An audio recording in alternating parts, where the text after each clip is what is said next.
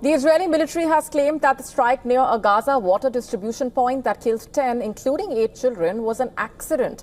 This even as the Israeli aircraft pounded targets across the strip.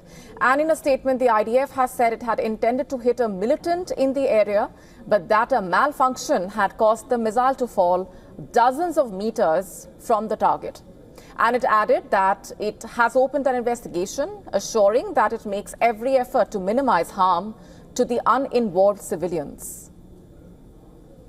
However, this is not an incident in isolation. On the 30th of June itself, dozens of people were killed across the strip, including at least 11 in the area of Gaza Humanitarian Foundation Aid Distribution Center.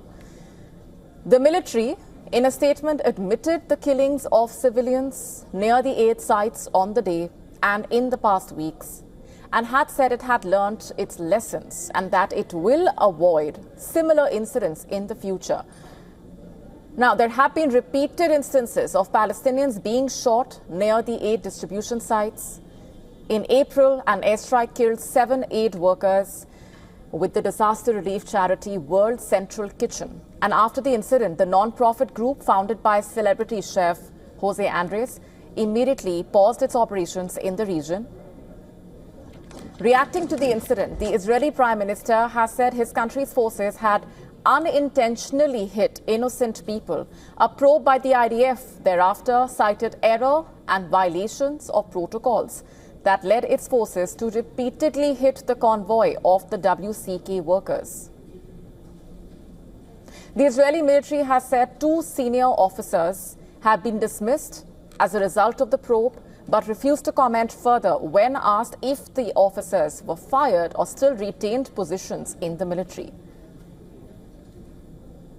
In fact, similarly, in the month of March, 14 emergency workers and a UN worker in Gaza were killed after a convoy of PRCS ambulances, a UN car and a truck came under fire by the Israeli military. The IDF launched an inquiry and a month later said the investigation found a series of failings, including an operational misunderstanding and a breach of orders. Also, the deputy commander of the unit involved was dismissed for providing an incomplete and inaccurate report during the debrief.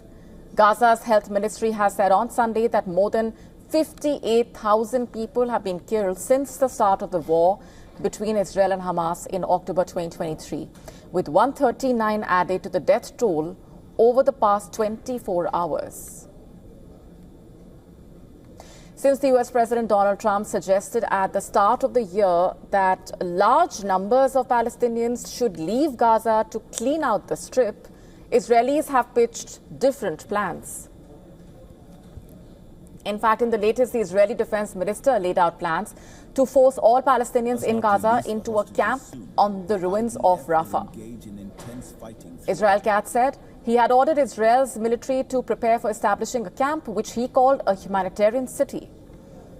In fact, former Israeli Prime Minister Ehud Olmert has also labeled the humanitarian city as essentially a concentration camp, and in conversation with the British Guardian newspaper about the plan laid out last week by the defense minister. Olmert said if the Palestinians will be deported into the new humanitarian city, then one can say it is part of an ethnic cleansing, something he pointed out hasn't yet happened. In fact, there were global reactions to the plan.